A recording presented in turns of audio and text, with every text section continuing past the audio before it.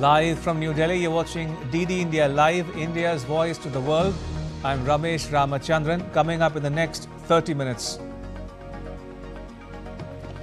Massive landslides claim at least 93 lives in India's southern state of Kerala. 128 injured. Army pressed into service. Kerala announces two-day mourning. Don't bomb Beirut, the US tells Israel as it rushes to avert a war between Israel and the Hezbollah. Italy's Meloni asks Israel not to fall into the trap of retaliation. And India's Manu Bhaker wins a second Olympic bronze, becomes the first athlete in independent India to win 2 medals in the same edition of the Games.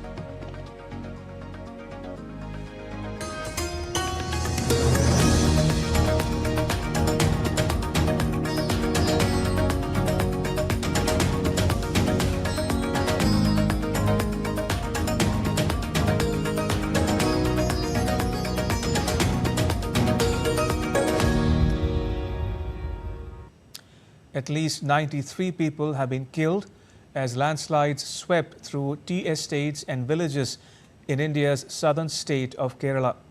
Heavy rain caused hillsides to collapse, triggering a torrent of mud, water and tumbling boulders, resulting in landslides in Wayanad district of the state. The situation remains grave and casualties may increase. 126 people have so far been rescued. They are receiving treatment at various hospitals.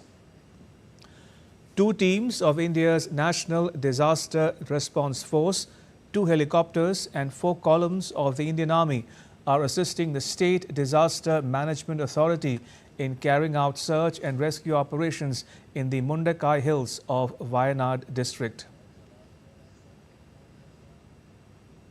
Information was received about the landslide in Wayanad district. We already had a team in Wayanad district for the pre-monsoon deployment. This team was immediately rushed to the spot and it started its rescue. Besides, the ongoing rain is proving to be a bit of challenge, but we are continuing with our total might and with our total commitment. The Indian Army's Engineering Corps is reaching Wayanad. A 200-member Army contingent will reach the landslide-affected area. An Indian Navy team will join the rescue operations too. A naval team is reaching the area from the Erimala base. The India Meteorology Department issued a red alert in 8 districts, warning of an extremely heavy rainfall.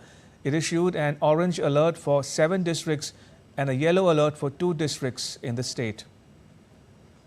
India's President Draupadi Murmu and Prime Minister Narendra Modi have condoled the loss of lives. Prime Minister Modi said on X, and I quote, "Distressed by the landslides in parts of Wayanad, my thoughts are with all those who have lost their loved ones and prayers with those injured. Rescue operations are currently underway to assist all those affected."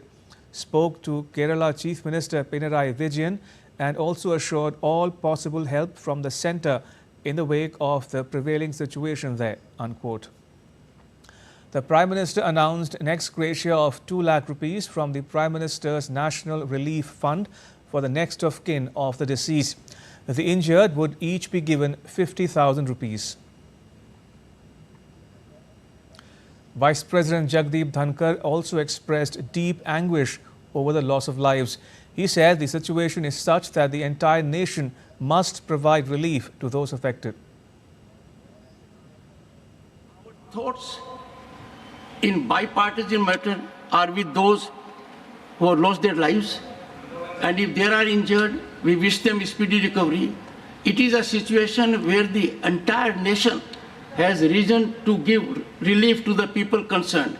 All agencies, central government, state government, the Prime Minister of the country has spoken to the Chief Minister. He has expressed all help to be given to them. There has been some ex gratia payment already by the central government. Ajay Joy joins us live from Ernakulam. Ajay, How are the rescue operations coming along? Rescue operation seems to be in a fine stage right now because the territorial army, the troop which reached their own time, they could rescue more than 100 people from the worst affected place, Mundakai area. So all the injured persons identified in that location are right now evacuated to the safe place. And the latest news, the good news is that Army, along with the fire and rescue teams, could establish temporary bridges to make the way towards Mundakai, because the only access was through the bridge, which was washed away in the landslide. So it's hopeful that the rescue will be happening at a better pace now onwards. Now we are expecting the Navy team also to reach their own time because they're also expected, the river crossing team, they are also expected any time from now.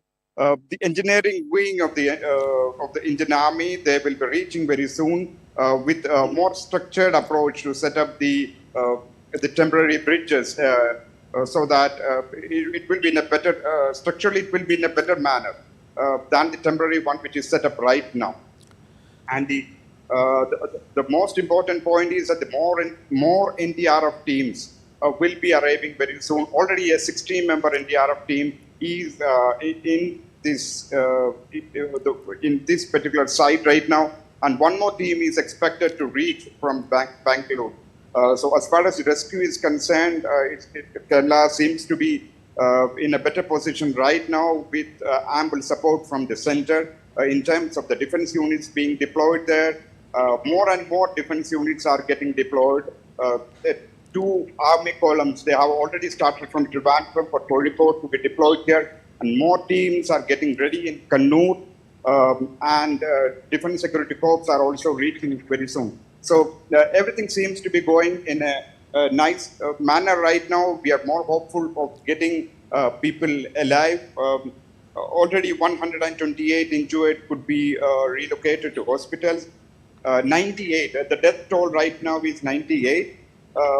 Which seems to be the worst ever landslide event, landslide tragedy that has struck Kerala in its history. Indeed. But still, our human spirit, the nation spirit is trying to overcome the same. Indeed, as Ajay is reporting, the death toll has risen in the last few minutes to 98, and 128 people have been rescued so far. Ajay, as you are reporting, a bridge has collapsed, which is making it that much more difficult to reach the affected area. What can you tell us about the topography of the area? Is it a difficult terrain? Yes, absolutely. This is one of the most difficult remote areas in the Wayanad, typical tea plantation areas located in between hilly regions. In fact, on the slope side of the Chembra, the highest peak, mountain peak in Wayanad. It's very sad that the worst tragedy has occurred in this place. Chural Mala, it's not known for any natural disasters so far. It's not mapped as natural disaster prone area, but this particular area, Mundakai area where the epicenter of the landslide lies, that was earlier mapped as disaster prone area, landslide prone area.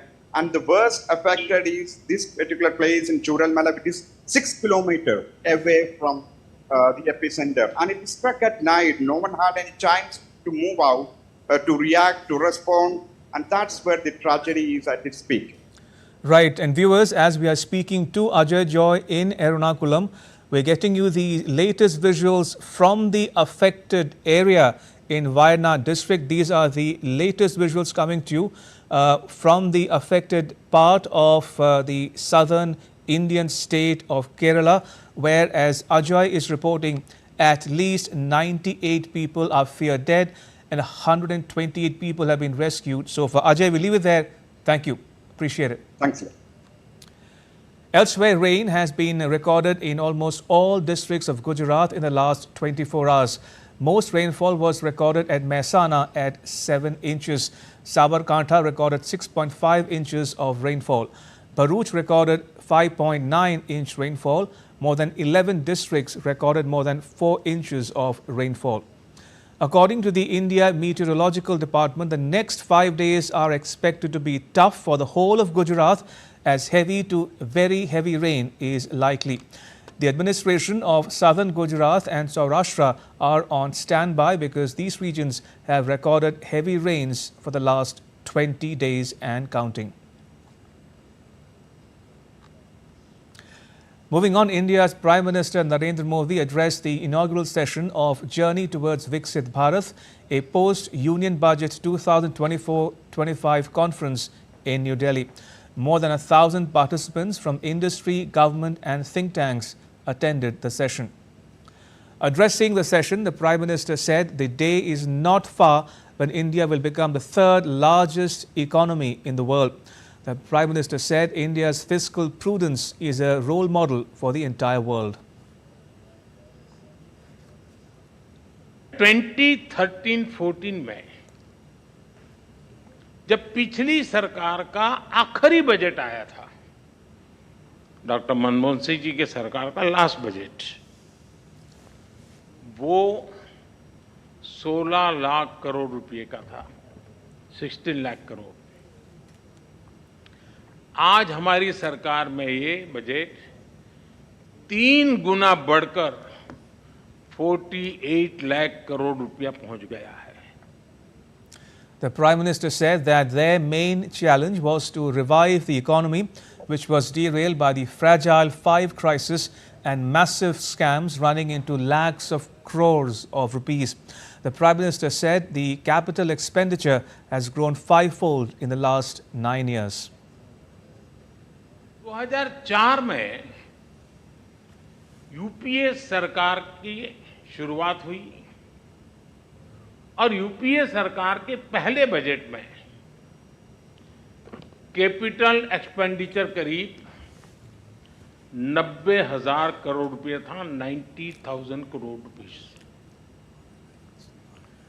10 साल सरकार चलाने के बाद यानी 2014 में UPA सरकार का 10वां वर्ष था, अपने कैपिटल एक्सपेंडिचर का बजट 2 लाख करोड़ रुपए, 2 लाख करोड़ रुपए तक पहुंचा पाई थी और आज कैपेक्स 11 लाख करोड़ रुपए से भी ज्यादा है। Finance Minister Nirmala Sitharaman highlighted the government's vision of a Vixit Bharat or developed India. Replying to a debate on the budget in the lower house of country's parliament, the minister said budget has not reduced the allocation to any sector as compared to last year. She said the government aims for a fiscal deficit below 4.5% by 2025 and 2026. I had promised in this House, 21-22, that the government would endeavour to attain fiscal deficit to GDP level below 4.5% by the year 25-26, from an unprecedented high of 9.2% in 2020-2021. We have kept completely to the trajectory projected. We have not deviated from it. We are complying by that fiscal deficit trajectory given by me. Even today, you see that we've gotten close to the 4.6. Actually, this year, we have clearly given 4.9 as the fiscal deficit. So we are keeping our word on that. The minister said that India continues to be the fastest growing economy in the world.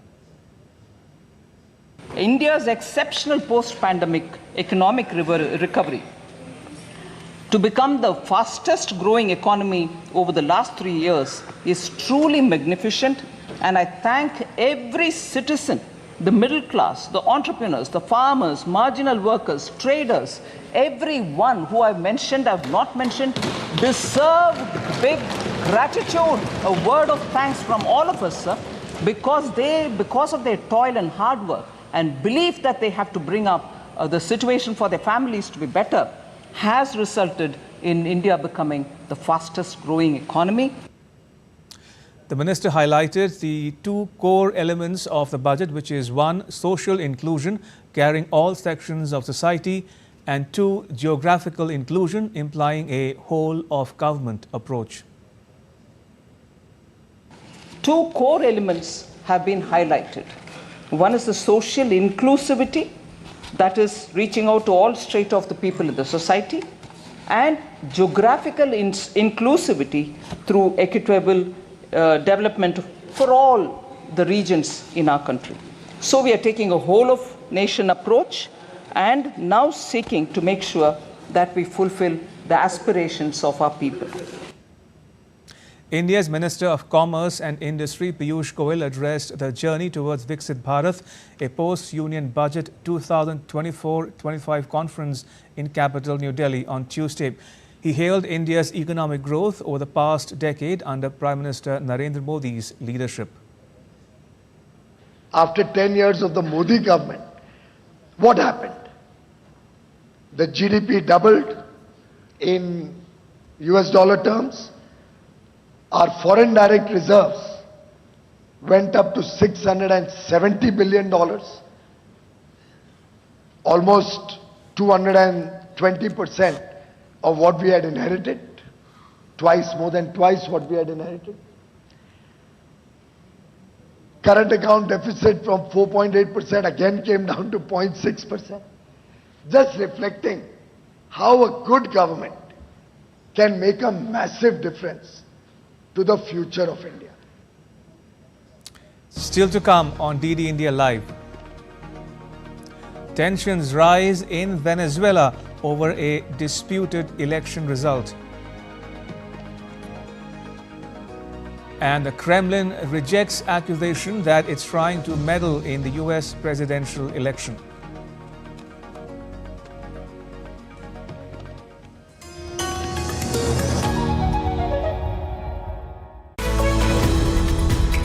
We just don't bring you the news as it unfolds. We get to the heart of the matter. We don't just present facts, we demystify complex social, political and economic events. We break stories that shape the world's present and future because you deserve the truth. I am Tanvi Taneja from New Delhi. I'm Ollie Barrett from London. I'm Nick Harper from Washington, D.C.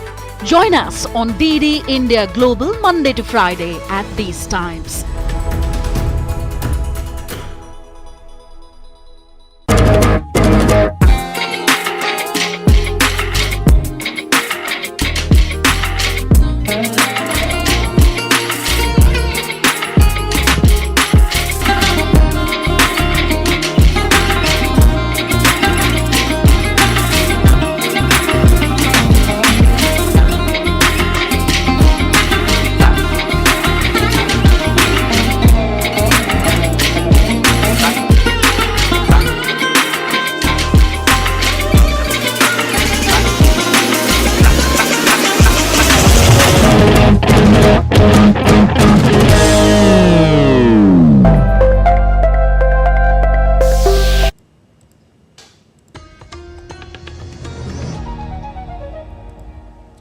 You're watching DD India Live. I'm Ramesh Ramachandran.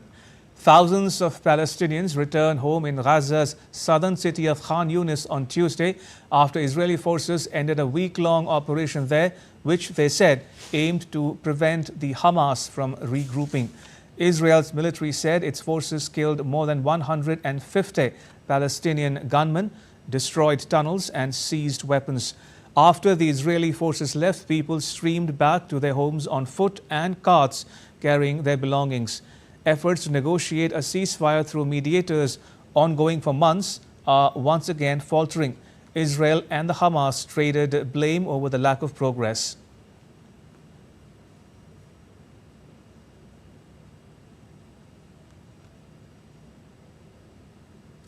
Tensions between Israel and Lebanon have risen since Saturday's rocket strike, which killed 12 children as they played football in the Golan Heights. Israel's drones struck a road in southern Lebanon as Prime Minister Benjamin Netanyahu promised a harsh response to the rocket strike. Video footage showed a crowd of the Druze people gathering to protest against Netanyahu's visit, some shouting in dissent. The United States is leading a diplomatic dash to deter Israel from striking Lebanon's capital Beirut in response to the attack. The White House has defended Israel's right to respond to the Golan strike, but says that nobody wanted a broader war. Israel and the US have blamed Hezbollah for the rocket strike, though the group has denied any responsibility. Meanwhile, Italy's Prime Minister Giorgia Meloni called on Israel not to fall into the trap of retaliation. She voiced her concern over the situation in Lebanon and the risk of a regional escalation.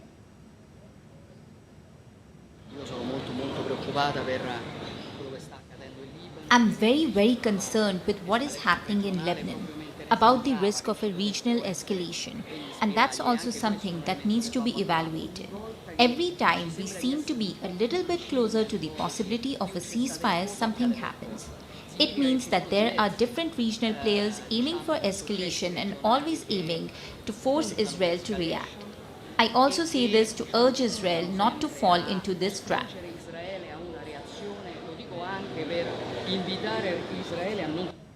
Thousands of protesters took to the streets of Caracas on Monday to express their discontent with Nicolas Maduro's recent victory in the presidential election in Venezuela.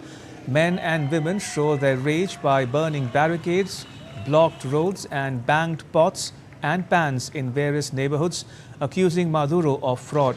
Authorities deployed riot police to douse the chaos by shooting tear gas at them. Protesters marched on the iconic Francisco de Miranda Avenue with hopes to reach the government palace, but the National Guard stopped them from reaching there. The Kremlin dismissed as absurd a U.S. intelligence assertion that Russia is seeking to meddle in the U.S. presidential election. It said that U.S. spies were intent on casting Russia as an enemy. U.S. intelligence officials have said that Russia is seeking to influence the 5th November election and that Moscow has used Russia-based influence for hire companies to shape U.S. public opinion. Russia's Navy has started a military exercise involving most of its fleet in the Arctic and Pacific Oceans. The Navy is conducting drills in the Baltic and Caspian Seas. The drills involve 20,000 personnel and 300 ships. They are aimed at testing the readiness and capabilities of the Navy at all levels. Russia's military said the drills will include more than 300 combat exercises, including practicing the use of anti-aircraft missiles, artillery, and anti-submarine weapons. Spain's Prime Minister Pedro Sanchez declined to testify on Tuesday as a witness in a judicial investigation into alleged corruption and influence peddling against his wife that led him to consider resigning in April. Sanchez's testimony lasted 2 minutes. Under Spanish law, close relatives, including spouses, can refuse to answer questions when summoned by a judge. A Sanchez aide said that the investigating judge asked the Prime Minister 2 questions. 1, whether he was related to any of the people under investigation, and 2, whether he wanted to testify. Sanchez replied that Begoña Gomez was his wife and that he did not want to testify. Donald Trump has agreed to an interview by the U.S. Federal Bureau of Investigation as part of its investigation into an attempt on his life. The interview comes as the agency is continuing to investigate the motive of the alleged gunman Thomas Crooks to try and assassinate Trump at a campaign rally in the state of Pennsylvania. In a Fox News interview that aired on Monday, Trump said the FBI interview is likely to take place on Thursday. The interview is part of the FBI's standard victim interview to get his perspective on what he had observed. Bangladesh observed a day of mourning on Tuesday in memory of the more than 200 people killed in recent weeks during violence that evolved from student protests over the South Asian country's quota system for government jobs. The government said it had restored internet services as conditions returned to normal after students called off the protests. The agitation, which began in universities and colleges last month, flared into a nationwide protest that injured thousands. This as security forces cracked down on them, leading to a curfew, army patrols on streets, and internet suspension to rein in the violence. India's Culture and Tourism Minister Gajendra Singh Shekhawat attended a bilateral meeting between India and the Maldives. He said, and I quote, "Attended the bilateral meeting between India and Maldives today. Discussions were held regarding various issues with the Maldives delegation led by Mr. Ibrahim Faisal, MOS Mr. Munni Anis, MITDC MD Ms. Hawa Shiuna Khalid, MMPRC MD Mr. Ibrahim Shuri, CDA Mr. Mohammad Najil, SPD Ms. Mariam Raya Ismail and SPD Ms. Fatimat Sunena," unquote. Another good news from the ongoing Paris Olympics, India's star shooter Manu Bhaker and Sarabjot Singh bagged India's second bronze medal in the 10-meter air pistol mixed team event. Bhaker becomes the first athlete in the history of independent India to win 2 medals in the same edition of the Games. It was Norman Pritchard who bagged 2 silver medals in the 1900 Olympics. And with that, it's a wrap on this edition of DD India Live. You can get all the latest news and updates on the DD India mobile app. It's available on Android and iOS platforms. You can scan the QR code on the screen to download it. And let us know your thoughts on the news of the day. You can connect with us on Facebook, X and Instagram. You can also check out our website ddindia.co.in. We'll be back with more news as it breaks here on DD India. I'm Ramesh Ramachandran. From all of us here in New Delhi, thanks for watching DD India Live.